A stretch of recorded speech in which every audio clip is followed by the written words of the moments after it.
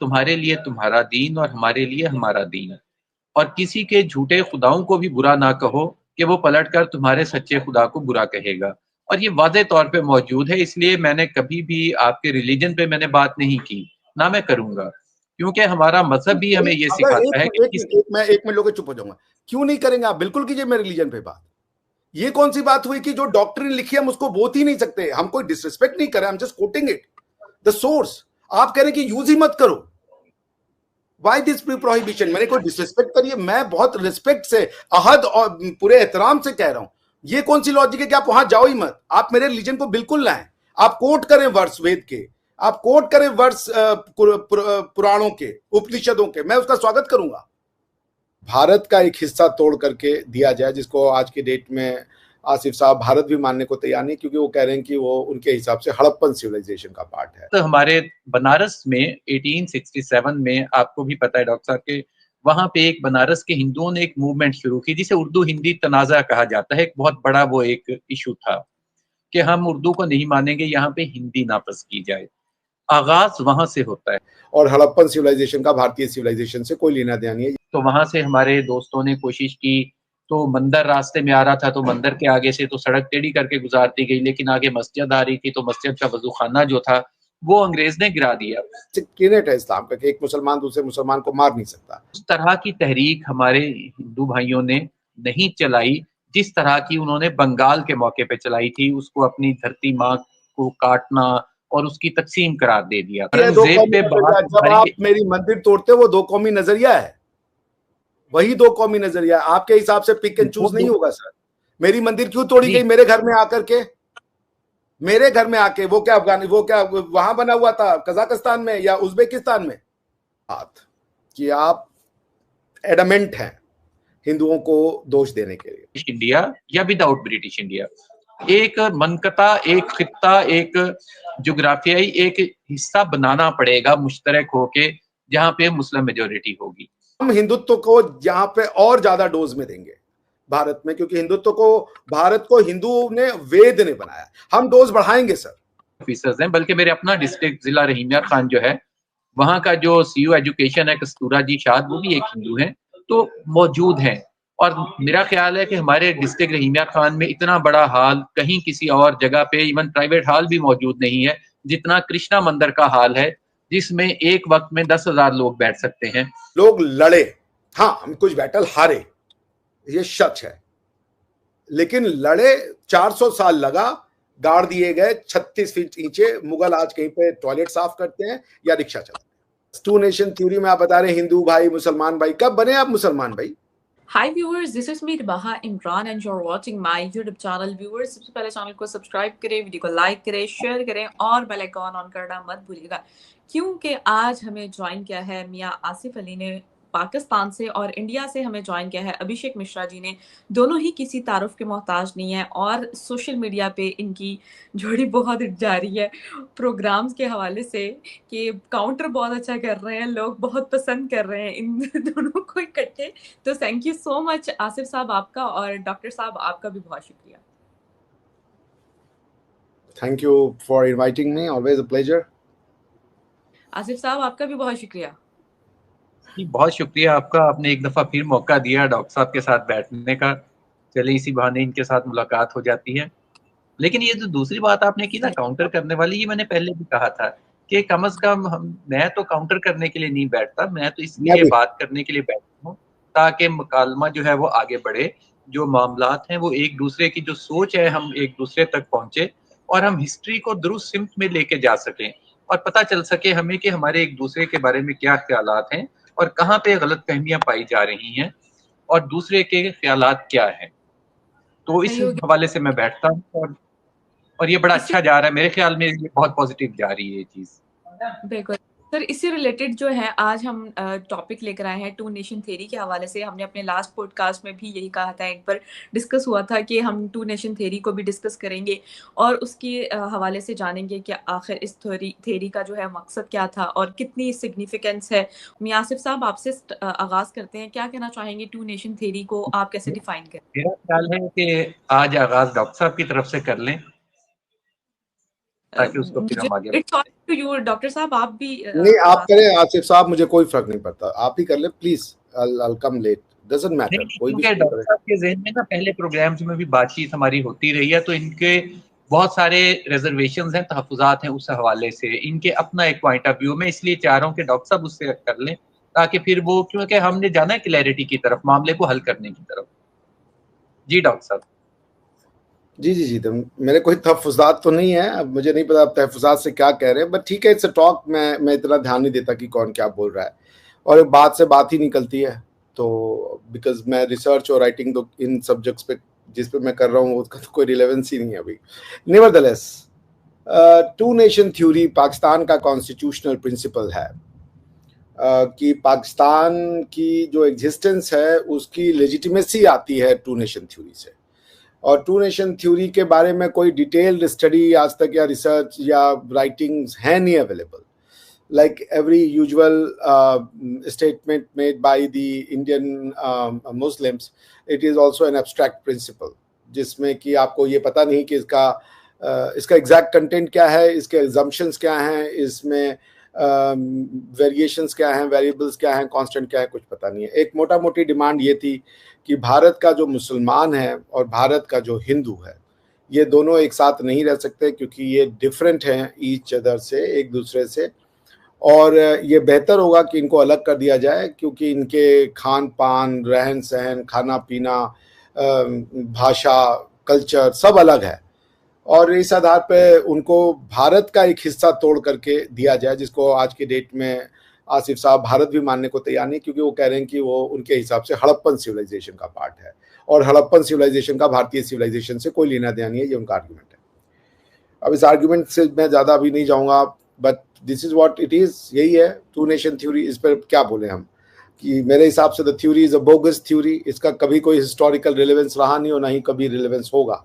वो इस तरीके से कि Islam has never been a nation. इस्लाम अगर नेशन होता तो इतने सारे देश नहीं होते, इस्लाम अगर नेशन होता तो आपस में इतनी ज़्यादा कॉन्फ्लिक्ट नहीं होती, इस्लाम अगर नेशन होता तो एक मुस्लिम दूसरे मुस्लिम से कभी लड़ता नहीं, जो कि बेसिक टीनेट है इस्लाम का, कि एक मुसलमान दूसरे मुसलमान को मार नहीं सकता या उससे तो वो लड़ाई नहीं कर सकता। इसी कई सारे लोडेड प्रिजम्पशन के ऊपर बेस्ड है पूरी ये थियोलॉजी।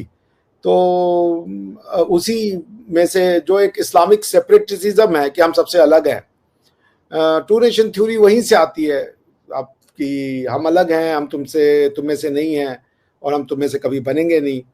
तो उसका रिजल्ट है। अब इससे ज़्यादा मैं क्या कहूँ, कोई अगर आपका स्पेसिफिक क्वेश्चन हो तो मैं बता भी सकता हूँ, but this is what my initial remarks are. Thank you. सही हो गया। आसिफ साहब, अब आपकी बारी है, आप बताइए टू नेशन थ्योरी को आप कैसे देख रहे हैं? डॉक्टर साहब, आपने इससे बात की, मैं इसीलिए चाह रहा था कि मैं ये जान लूं कि आपका क्या ख्याल है इस हवाले से।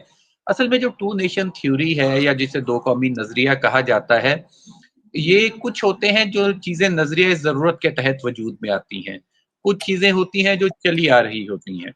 तो जो टू नेशन थ्योरी थी, बेसिकली जो इसका आगाज होता है, वो आपको पता है कि जब वहां पे उर्दू को अंग्रेजों ने नाफिज किया, ब्रिटिश ने सब कॉन्टिनेंट के अंदर उर्दू को लेके आए वो सरकारी जुबान के तौर पे, तो उस वक्त हमारे बनारस में 1867 में, आपको भी पता है डॉक्टर साहब के, वहां पे एक बनारस के हिंदुओं ने एक मूवमेंट शुरू की जिसे उर्दू हिंदी तनाज़ा कहा जाता है। एक बहुत बड़ा वो एक इशू था कि हम उर्दू को नहीं मानेंगे, यहाँ पे हिंदी नाफिज की जाए।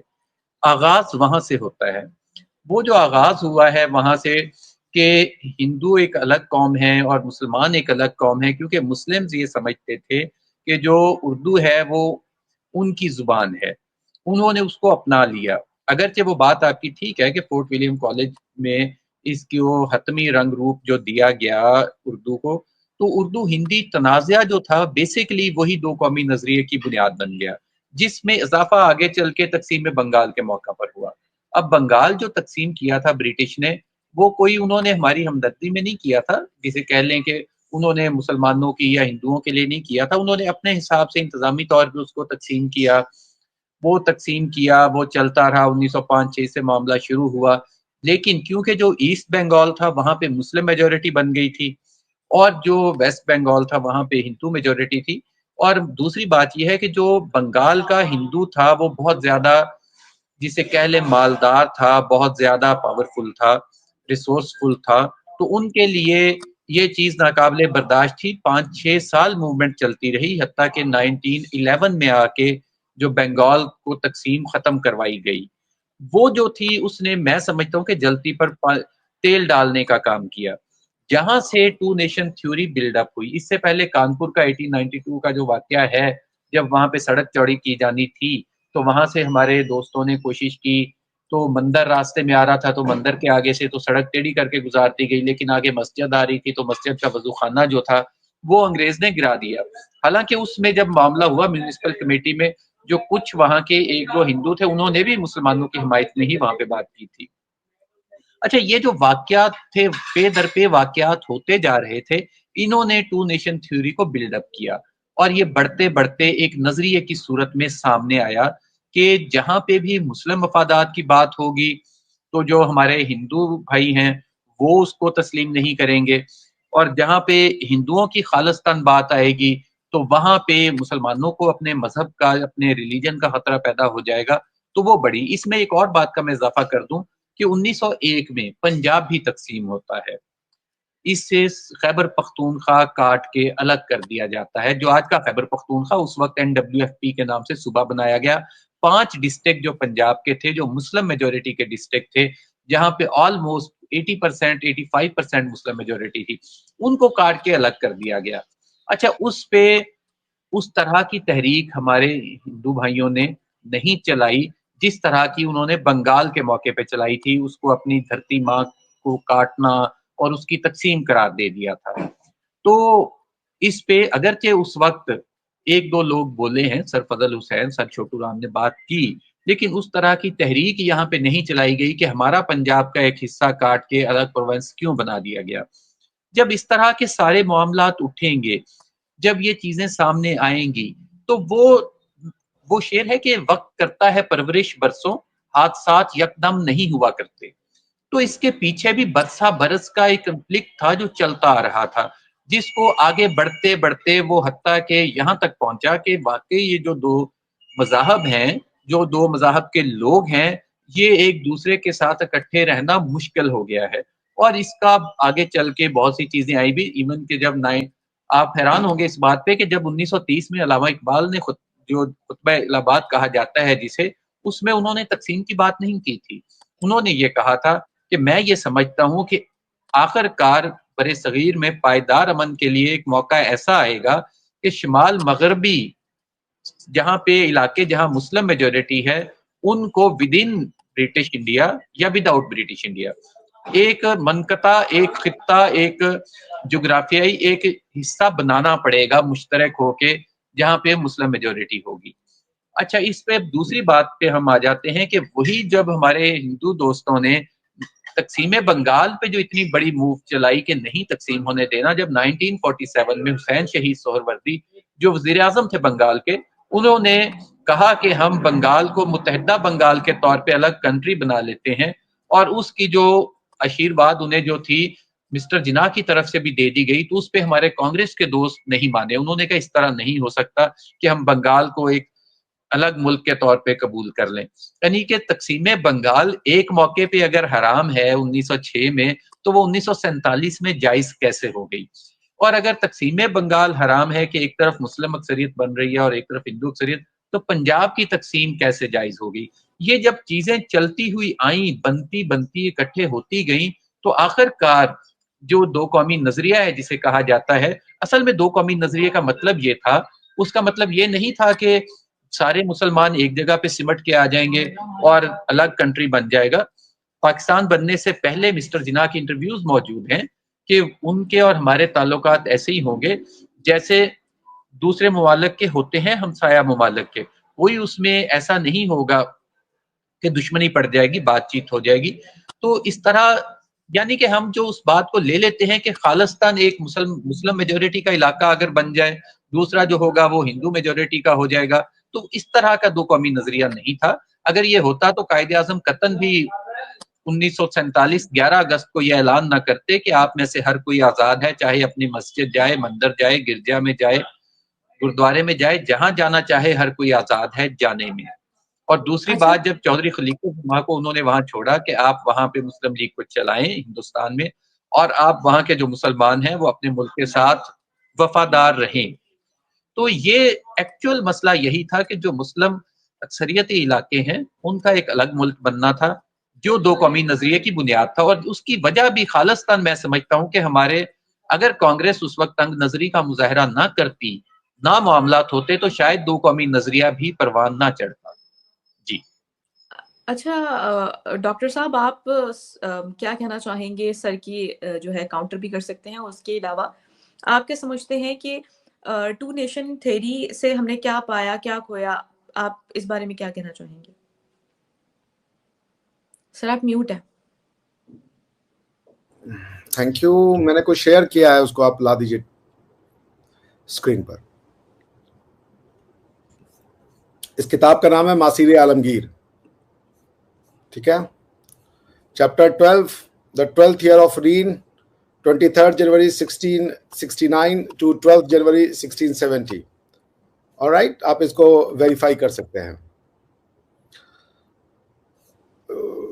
The Lord Cherisher of the Faith, that means Aurangzeb, learned that in the province of Tatta, Multan, and especially at Benares, the Brahmin misbeliever used to teach their false books in their established school, and that admirers and students, both Hindu and Muslim, used to come from great distance to these misguided men in order to acquire this vile learning.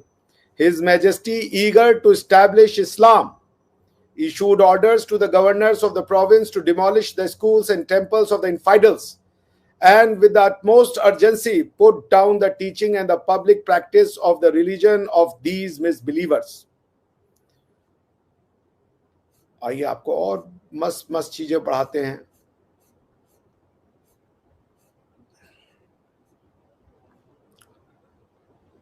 ये पढ़ लीजिए, ये है आपका 13th year of the reign, 13 जनवरी 1670 से 1 जनवरी 1671 तक का period.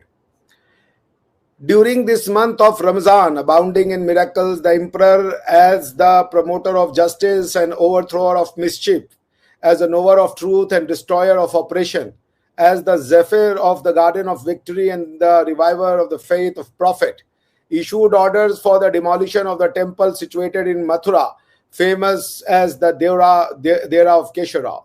In a short term, थोड़ा बड़ा कर देता हूं ताकि आप लोग भी पढ़ सके इसको। In short term, by the great exertion of his officers, the destruction of this strong foundation of infidelity was accomplished, and on its site a lofty mosque was built at the expenditure of the large sum. The temple folly was built by that of gross idiot Beat Singh Dev Bundela before his accession to the throne. Praised by the august God of the faith of Islam, the auspicious reign of the destroyer of infidelity and the turbulence, such a wonderful and seemingly impossible work was successfully accomplished. On seeing this instance of the strength of the emperor's faith and the grandeur of his devotion of God, the proud Rajas were stifled, and in amazement they stood like images facing the wall. The idols, large and small, set with costly jewels, which had been set up in temple, were brought to Agra and buried under the steps of the mosque of Begum Sahib. In order to continually trodden upon, the name of Mathura was changed to Islamabad.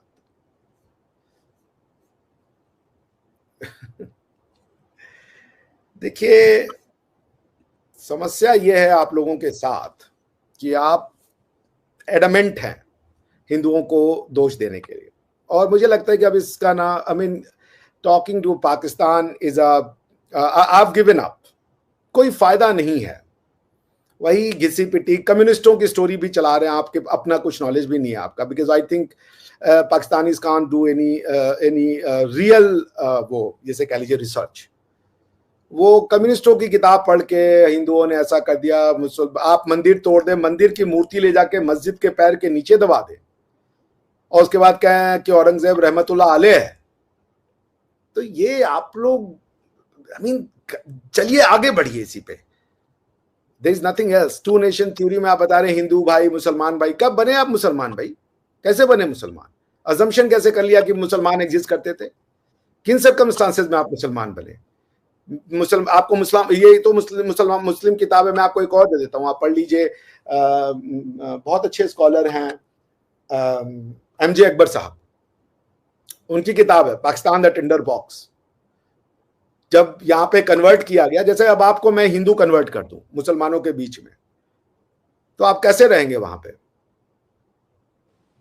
जब बाहर का आप किताबुल हिंद पढ़ लें, वहां से आपको पता चल जाएगा बहुत कुछ कि क्या कॉन्सेप्ट था। तो जब कन्वर्ट किया जाता था तो होता कि कन्वर्ट करके कर क्या रहे हो, वो वापस वो रहते उसी लॉ में थे, उसी लीगल सिस्टम से गवर्न होते थे, उनका सक्सेशन इनहेरिटेंस सब लोकल लॉ लगता था। तो उन्होंने कहा पहले घेटवाइज करो, काटो इनको लोकल पॉपुलेशन से, कन्वर्जन से काम नहीं चलेगा। और कई आपके परम विद्वान कहते हैं कि ये तो अगर वो चाहता तो सबको मार देता। इतना किसी के बाप में दम नहीं हुआ कि वो पूरी दुनिया पे कंट्रोल कर ले। लोग लड़े, हाँ हम कुछ बैटल हारे, ये सच है, लेकिन लड़े, 400 साल लगा, गाड़ दिए गए 36 फीट नीचे। मुगल आज कहीं पे टॉयलेट साफ करते हैं या रिक्शा चलाते हैं, और महाराणा प्रताप के वंशज आज भी शान से अपने महल में बैठते हैं, इलेक्शन भी जीतते हैं।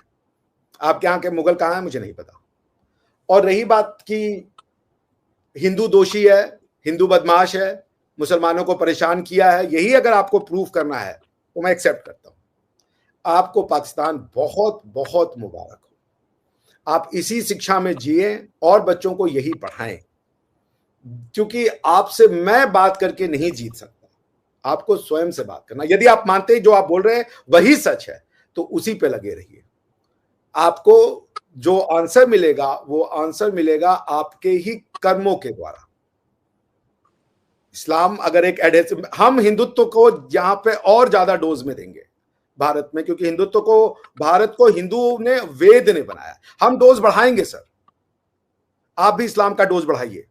पाकिस्तान में भारत हिंदुओं ने बनाया था, वेद ने बनाया था, और भी चीजों ने बनाया था। अभी कल भाई साहब हमसे कर रहे थे डिस्कशन, मैं आपको और शेयर कर दूं मोहनजोदाड़ो, और उसके ऊपर भी बहुत चीजें मैं शेयर कर सकता हूं, कैम्ब्रिज यूनिवर्सिटी प्रेस की राइटिंग, बट मैं नहीं करूंगा अभी, जाने दीजिए उसको। मैं आपको फिर बता रहा हूं, पिछले 150 साल से, स्पेशली कांग्रेस आने के बाद से, पॉलिटिकली भी हम इंडिपेंडेंट नहीं हुए, कल्चरल इंडिपेंडेंस हमें नहीं मिला। पांच हमारे जो वो थे एजुकेशन मिनिस्टर, वो सारे के सारे मुस्लिम थे, जिन्होंने इस्लामिक दृष्टिकोण से इस देश की हिस्ट्री लिखवाई, और कम्युनिस्टों ने उनका साथ दिया। हम आसिफ साहब को डंके की चोट पे बोल रहे हैं, यहां पे हिंदुत्व का राइज होगा, बहुत प्रचुर तरीके से होगा। आप इस्लाम का राइज करवाएं पाकिस्तान में, दैट्स द ओनली सॉल्यूशन। जी आसिफ साहब क्या कहेंगे, टू नेशन थ्योरी से हमने क्या पाया? मैं दो कौमी नजरिया जहां से शुरू हो रहा है मैंने वो बात की है। डॉक्टर साहब ले गए हैं औरंगजेब आलमगीर पे, औरंगजेब पे बात, जब आप मेरी मंदिर तोड़ते हो वो दो कौमी नजरिया है, वही दो कौमी नजरिया। आपके हिसाब से पिक एंड चूज नहीं होगा सर। मेरी मंदिर क्यों तोड़ी गई मेरे घर में आकर के, मेरे घर में आके? वो क्या अफगानी, वो क्या वहां बना हुआ था कजाकिस्तान में या उज्बेकिस्तान में? मंदिर तोड़ने का क्या है? वो बोला है इस्लाम को एस्टेब्लिश करने के लिए।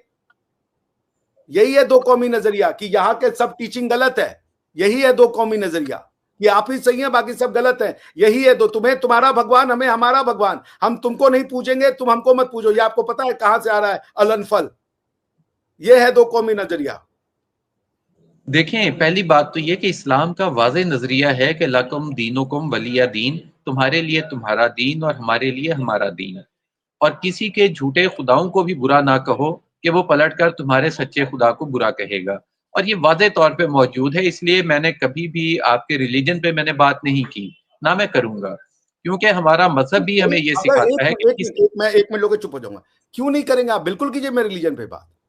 ये कौन सी बात हुई कि जो डॉक्ट्रिन लिखी हम उसको बोत ही नहीं सकते? हम कोई डिसरिस्पेक्ट नहीं कर रहे, हम just coating it the source. आप कह रहे हैं कि यूज ही मत करो, वाई दिस प्रोहिबिशन? मैंने कोई डिसरिस्पेक्ट करी है? मैं बहुत रिस्पेक्ट से, अहद और पूरे एहतराम से कह रहा हूं, ये कौन सी लॉजिक है कि आप वहां जाओ ही मत? आप मेरे रिलीजन को बिल्कुल लाएं, आप कोट करें वर्ष वेद के, आप कोट करें वर्ष पुराणों के, उपनिषदों के, मैं उसका स्वागत करूंगा।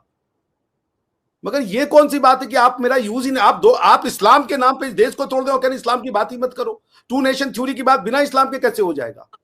हिंदुओं को गाली दे करके, जिनका घर था ये, इस्लाम यहां पे पैदा हुआ है,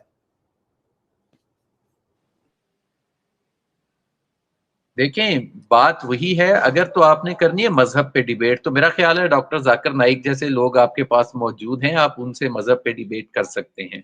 मजहब पे तो बात मैंने करनी नहीं, और मैं बिल्कुल भी नहीं करूंगा, क्योंकि हमारे यहाँ भी लाखों हिंदू, हजारों नहीं, सिर्फ मेरे अपने जिला के डिस्ट्रिक्ट के अंदर 7 लाख हिंदू हैं 40 लाख पॉपुलेशन में से।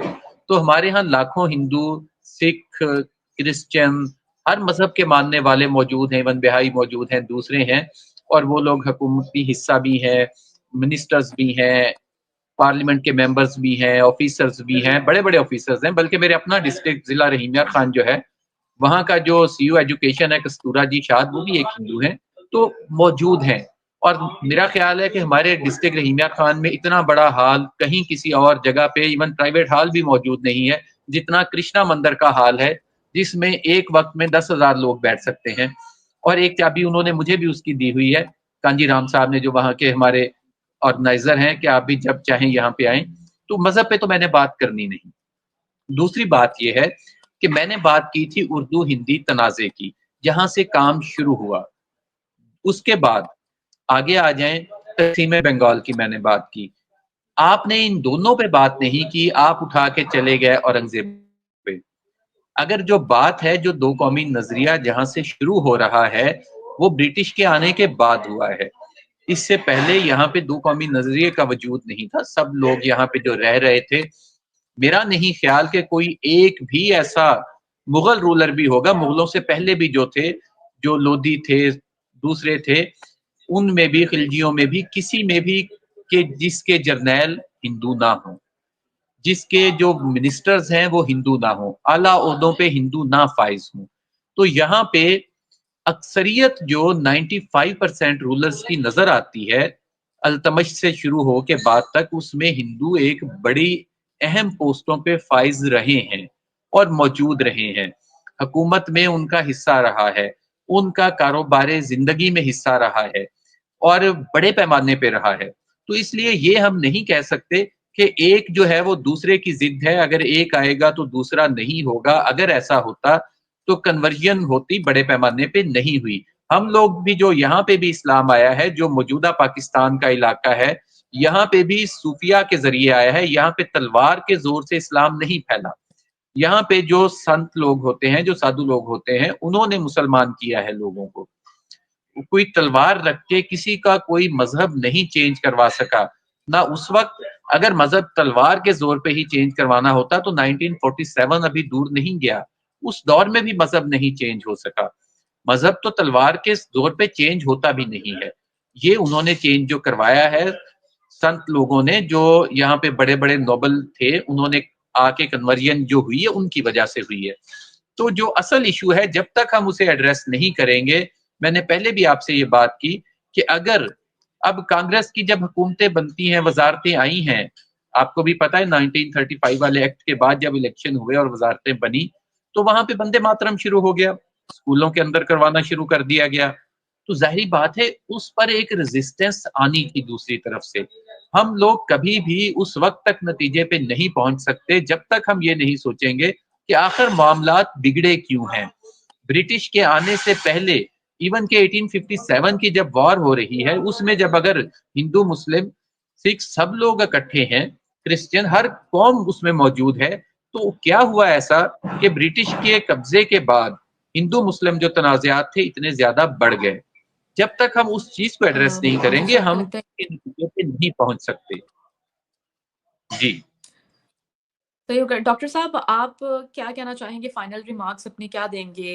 इस सर को काउंटर कर सकते हैं, सर की बातों को काउंटर कर सकते हैं आप, और फाइनल रिमार्क्स आपके क्या हैं इस टॉपिक से रिलेटेड? पता नहीं भाई साहब की जो लॉजिक है कि ये इंडिपेंडेंस स्ट्रगल के बीच में और उसके पहले जो थे सारे 1857 में हिंदू और मुस्लिम लड़ रहे थे, शिवाजी महाराज, संभाजी महाराज की चमड़ी खुदड़ गई, उन्होंने औरंगजेब से लड़ाई लड़ी, सिख कम्युनिटी बनी मुगलों से लड़ने के लिए, और ये 500 साल जो बाहर के मुस्लिम आक्रांताओं ने राज किया, वो भारत का वो नहीं है हिस्ट्री, वो अबरेशन है। हमारी हजारों वर्ष की हिस्ट्री में जो हमारे रहन सहन को नहीं मानेगा, जो हमारे मंदिरों को तोड़ेगा, और आप कहेंगे कि हम पिक एंड चूज करेंगे यहां से कि 1857 से लड़ाई होता है बहादुर शाह जफर के पहले से, तो भैया ये महाराज शिवाजी औरंगजेब से काहे लड़ रहे थे, महाराणा प्रताप अकबर से काहे लड़ रहे थे, उसके पहले जो थे बाकी के राजा काहे लड़ रहे थे मुगलों से। ये बात बिल्कुल सच है कि कुछ डॉक्टर साहब तो उनके साथ महाराणा प्रताप से जो लड़ने जाते थे वो भी तो जो राजपूत थे वो हिंदू राजा ही थे सारे, जो अकबर की तरफ से लड़ने जाते थे, ये भी तो देख लीजिए ना। ये बिल्कुल सच बात आपने कही कि कुछ हिंदू, बेसिकली होता यह था कि जिनको आप हिंदू कहते थे, हिंदू एक ओपन माइंड का बंदा था, उसको पता नहीं था कि क्या किस माइंडसेट के ये लोग आ रहे हैं। ये गजवाए हिंद की फॉर्मूला ले करके कि हमें हिंद जीतना है और यहाँ पे कुफार को खत्म करना है, इस फिलॉसफी से आने वाले लोग थे ये। वरना ये क्यों एक पर्टिकुलर समय पे ही ये सारे आक्रांता आए, उसके पहले क्यों नहीं आए? अलेक्जेंडर के बाद, अलेक्जेंडर के पहले कोई नहीं आया। डॉक्टर साहब जब बाबर को बुलाया था तो राणा सांगा ने ही उसकी को बुलाया था, आपको याद होगा। नहीं, इस ये बात गलत, ना करें इस तरह। ये पूरी इंफॉर्मेशन नहीं है, ये पूरी इंफॉर्मेशन नहीं है। राणा सांगा ने उसको बुलाया या वो राणा सांगा के ऊपर अटैक करने गया क्योंकि वो अपने सरकार को बढ़ाना चाहता था, ये उसके लेटर से मैं आपको प्रूफ कर दूंगा। अगली बार आप बोलेंगे वो लेटर भी मैं लेके आ जाऊंगा कि उसने क्या लिखा था बाबर ने।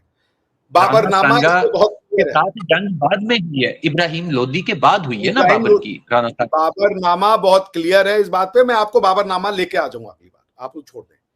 मैं क्या कह रहा हूं, ये सारे आए थे यहाँ पे इस्लाम नाफिज करने, और अगर आपने ये पढ़ भी लिया है औरंगजेब का, उसके बाद भी आप मानने को तैयार नहीं है और कह रहे हैं कि हमारी काशी विश्वनाथ मंदिर तोड़ दी, हमारा मथुरा का मंदिर तोड़ के आपकी कैपिटल का नाम इस्लामाबाद क्यों रखा है आपने? आप चाहते लाहौर को कैपिटल बना देते, कराची को कैपिटल बना देते, क्योंकि इस्लामाबाद मथुरा का नाम रखा गया था वहां की मंदिर, कृष्ण जो जन्मभूमि है उसकी मंदिर तोड़ने के बाद। तो ऐसा है कि आप जो है चीजें आप बोले जहन में सेट कर रखी हैं, जिन अपने हम उससे बाहर नहीं निकलना चाहते। इस्लामाबाद जो कैपिटल बना है, आपको पता होगा पहले कराची ही कैपिटल था पाकिस्तान का, लेकिन कराची के साहिल पे होने की वजह से और अवामी मामलात की वजह से उस समय आपको अलग सिटी बनाने में चली गई, शहर को डेवलप करने में समय लगा। वो पहले ही उसका नाम इस्लामाबाद हो चुका था। ये आप इतने तो मैं जानकारी रखता हूँ।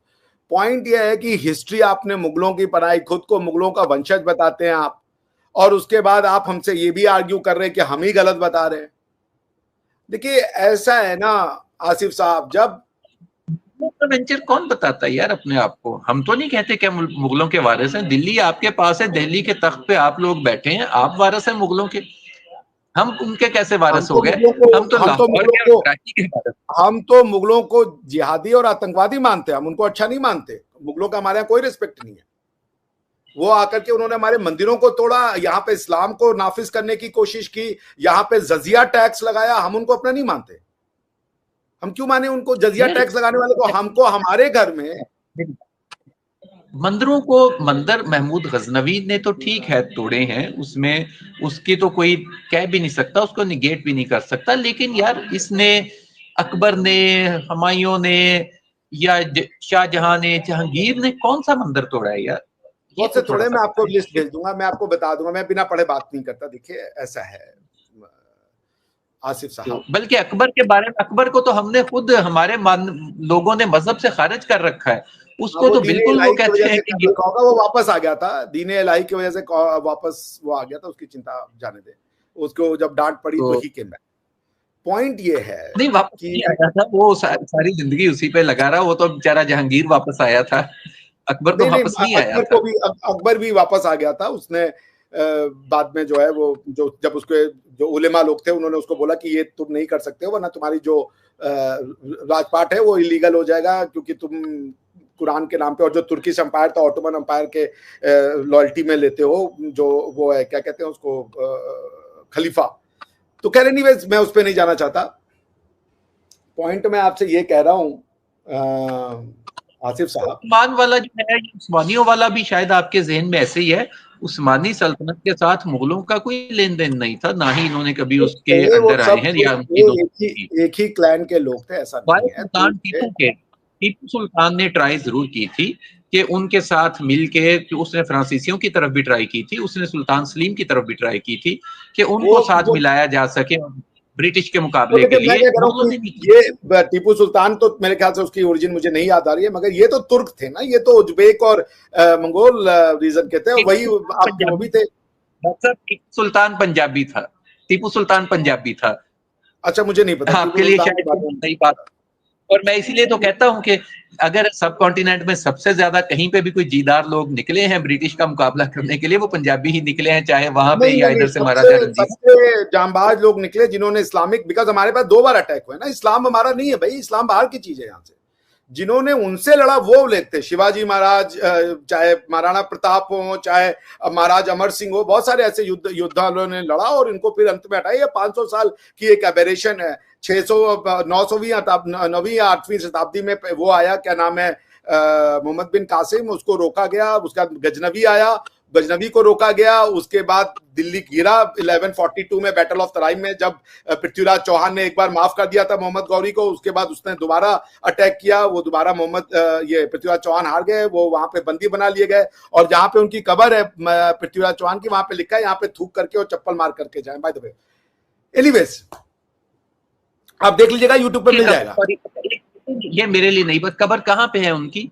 अफगानिस्तान में, क्योंकि उनको पृथ्वीराज चौहान को किडनैप करके, मतलब वो फिर अफगानिस्तान ले गए थे वो, तो अफगानिस्तान में। चले, एक तरफ यार अफगानी आपके भाई हैं, अफगानी आपकी फतह पे जश्न मनाते हैं, आप उनकी फतह पे खुश होते हो, दूसरी तरफ आप ये कह रहे हैं कि जी वो ये कर रहे हैं, फिर तो आपको उनसे नफरत करनी चाहिए यार। नहीं, नफरत देखिए, वो उसको इस्लाम को नाफिज करने के लिए इंडिया में नहीं आ रहे, वो अपने सिविलाइजेशनल के नाते आ रहे हैं। वरना जो आपके साथ पश्तून ट्राइब भेजे गए थे, वो तो आधे उधर से अफगानी थे, आधे इधर से आए थे। बहुत से अफगानी आपके कश्मीर लड़ाई में आके लड़ते रहे हैं, जिहाद करने के लिए बहुत से आए हैं। पर सारे अफगानी कोई नहीं था, अफगानी कोई नहीं था। अफगानी तो दिन से पाकिस्तान के खिलाफ चढ़ गए थे ना, से बहुत बड़ा फेमस था। बहुत से ऐसे अफगानी, आप उनका सुन लीजिएगा, जो हमारे वो थे अहलुवालिया साहब ने, फिर मैं नाम भूल रहा हूँ, टाइमी समथिंग, मैं नाम बोल रहा हूँ, उनका सुनिए। कई अफगानियों ने भी आके पार्ट किया है, देखिए ऐसा कुछ नहीं है। आपका तालिबान भी तो टीटीपी जो है तो आके हमारा पहला प्राइम मिनिस्टर कत्ल कर दिया था, शायद आपको याद नहीं, लियाकत अली खान को मारने वाला भी तो क्या किया वो हमारा। आप तो इस्लामिक ब्रदरहुड में विश्वास करते हैं, तो आपके लिए तो वो एक है। हमारा तो इस्लामिक ब्रदरहुड से कोई लेना देना नहीं है। हमारे लिए तो ये एग्जिस्टेंस क्राइसिस है भाई। Ghazwa Hind is their belief system. Ghazwa China हो जाता तो भी हम बच जाते, बट अनफॉर्चुनेटली वो गजवाई हिंदी बोल दिया भगवान ने, तो हम क्या करें, उनके भगवान ने। तो अब हम तो उसको फेस कर रहे हैं ना, हम तो उसको रोकेंगे। तो पॉइंट ये है मियां आसिफ साहब, मैंने आपको किताब बताई एमजे अकबर की, Pakistan the Tinder box, Mubashir Jamaluddin Akbar किताब है, पढ़ लीजिएगा। उन्होंने बताया ये टू नेशन थ्योरी कैसे आती है। वरना आपके यहाँ पे कई टू नेशन थ्योरी का जन्मदाता, आप तो फिर भी मैं क्रेडिट दूंगा कि कोई आप हिंदी उर्दू की बर्थ प्लेस पे ले गए और ये किया, वरना तो कई जो है वो सावरकर को ही बता देते कि सावरकर की वजह से टू नेशन थ्योरी आई थी। देखिए, मैं आपसे क्या कह रहा हूं आसिफ साहब,